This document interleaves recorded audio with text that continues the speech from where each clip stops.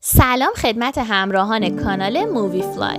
امروز میخوایم در مورد دنیای پرسی جکسون و اقتباس‌های مختلف از این سری کتاب‌ها صحبت کنیم.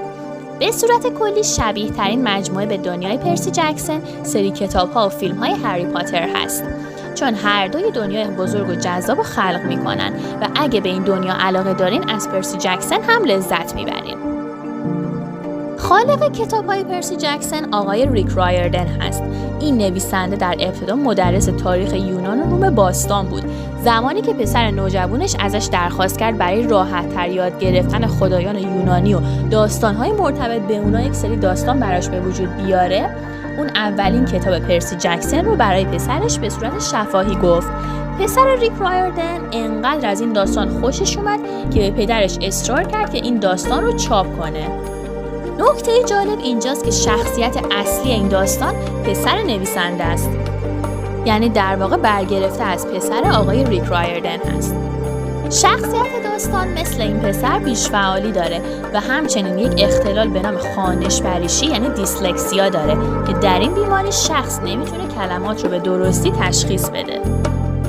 موضوع این کتاب‌ها اینه که پرسی جکسون پسر یکی از خدایان یونانی به نام پوسایدن یا خدای دریاست.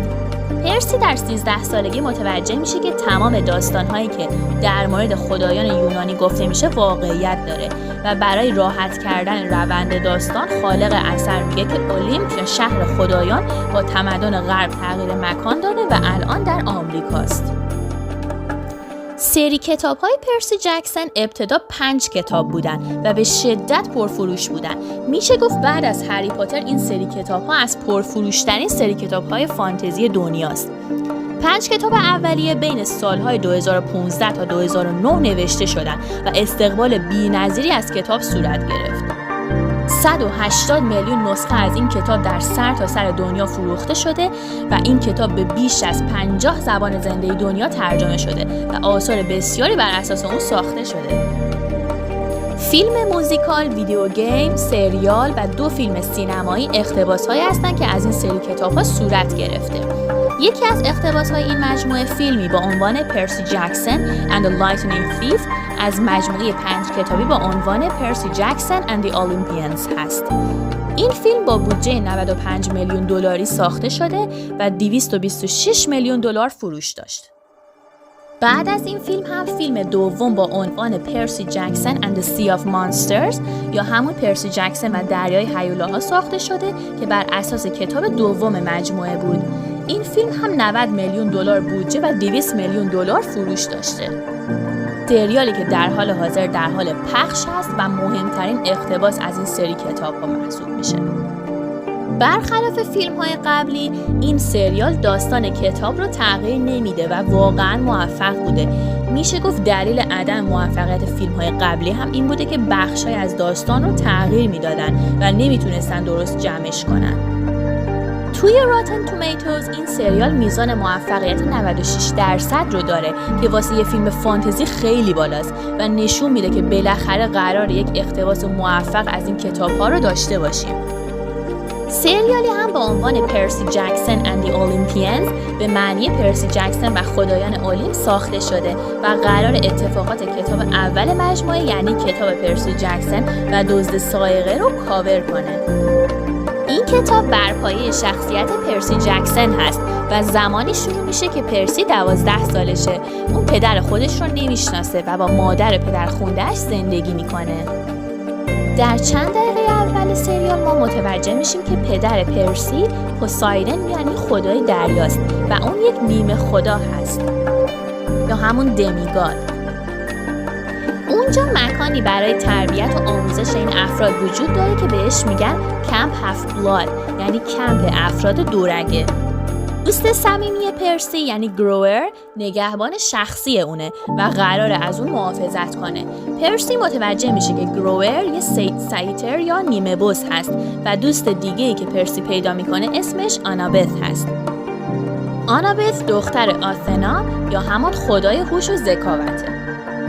مجموعه کتاب‌های پرسی جکسون شباهت زیادی به مجموعه هری پاتر دارن، اما میشه گفت هیچ فیلم و یا سریال موفقی از روی سری پرسی جکسون ساخته نشده. خالق کتاب امید زیادی به این سریال جدید داره برای اینکه برای اولین بار خودش هم تو روند ساخته شدن سریال دخیل بوده. مسئله‌ای که وجود داره اینه که خشونت کتاب بیشتر از سریال هست و سریال برای اینکه دچار محدوده سنی نشه بعضی از صحنه‌های خشن رو تغییر داده. مثلا صحنه‌ای که سر مدوسا توسط پرسی بریده میشه یه جورای تغییر کرده و هیولاهای داستان اصلا شبیه داستان نیستن. همین موضوع ممکنه سبب موفق نشدن این سری بشه. به طور کلی رمان‌های پرسی جکسون مناسب نوجواناست و طرفدارهای زیادی توی این گروه سنی داره. اگر شما به خدایان باستان، داستان‌های فانتزی و یا تاریخ یونان علاقه دارین این سریال به شما پیشنهاد میشه. اما این دنیا فقط به پرسی جکسون و داستان‌های اون محدود نمیشه. آقای ریک رایردن نویسنده مجموعه یه دنیای کامل و متصل به هم خلق کرده. یک قهرمان به نام مگنس چیس در مرکزیت یک مجموعه داستان درباره خدایان نورس یا همون اسکاندیناوی وجود داره که به اندازه پرسی جکسون محبوبیت داره و مدت هاست که توی صدر جدول فروش کتاب‌های آمریکا و جهان بوده. این مجموعه با مرگ مگنوس و رفتن اون به هتل والهالا یا همون بهشت به تفسیر داستان‌های کهن نورس آغاز میشه و با داستان پرسی جکسون هم مرتبط هست، چرا که مگنوس پسر عمه آنابث در داستان پرسی جکسون هست. در مجموعه پرسی جکسون دشمن اصلی کرونوس هست. توی اساطیر یونان زمین و آسمون یعنی گایا و اورانوس صاحب فرزندانی میشن. این فرزندان تایتان ها هستند. کرونوس، اطلس و تایفون معروفترین و قوی ترین تایتان ها هستند. کرونوس پدر همه خدایان و الهه هاست، ولی به دلیل قدرت طلبی بیشتر اونها رو میخوره. زئوس که مهمترین خدا و خدای آسمان هاست با داست پدرش اون رو میکشه و تمامی خدایان رو از چنگش آزاد میکنه. بعد از اونه که فرزندان کرونوس یا همون خدایان شهر اولمپ رو میسازن و از اونجا بر زمین حکومت میکنن. 12 خدای اصلی در اولمپ وجود داره که مهمترین اونها زئوس یا خدای آسمان، هوتس خدای مرگ و پوسایدن یا خدای دریاست. کرونوس پس از شکست خوردن به جهنم یونانی باستان یا همون تارتاروس تبعید میشه و هزاران تکه میشه. داستان‌های پرسی جکسون بر اساس حماسه ها و داستان‌های کهن خدایان و قهرمانان یونان هست و میشه گفت تقریباً تمامی داستان‌های هرکول، پرسیوس و قهرمانان اولمپ برای پرسی جکسون هم اتفاق میفته یا اینکه با همون شخصیت‌ها روبرو میشه. توی کتاب اول این سری که توی فصل اول سریال نشون داده میشه ما اتفاقات مربوط به تنش‌های بین هوت، پوسایدن و زئوس رو میبینیم که به دلیل دزدیده شدن عصای زئوس شروع میشه. توی این کتاب پرسی میخواد مادرش رو از دنیای مردگان برگردونه. کتاب دوم که احتمالاً در فصل دوم نشون داده میشه در مورد پشم زرین هست که بر اساس داستان جیسن and آرگوناتس نوشته شده. در این کتاب دوست پرسی یعنی گروئر دزدیده شده و پرسی برای نجات اون و به دست آوردنش به همراه آنابث میره. کتاب سوم از این مجموعه با نام تایتانز کرس درباره آنابث هست و اینکه اطلس سعی میکنه آنابث و آرتمیس رو بدزده و از اونها استفاده کنه که در نهایت پرسی به همراه گروئر برای نجاتش میره. کتاب بعدی یعنی The Battle of the Labyrinth درباره هزارتوی دیدالوس و اتفاقات اونه. کرونوس و همپیمانان اون میخوان از هزارتو استفاده کنن تا همه دمیگادها رو نابود کنن. پایان کتاب The Last Olympian نبردهایی بین دمیگادها و کرونوس رو به تصویر میکشه. کرونوس سعی میکنه خدایان اولمپ رو نابود کنه که پرسی باهاش میجنگه. احتمالاً سریال پرسی جکسون این 5 کتاب رو کاور میکنه. البته دنیای این کتاب ها در اینجا به پایان نمیرسه ولی سری پرسی جکسون and Olympians در اینجا تموم میشه.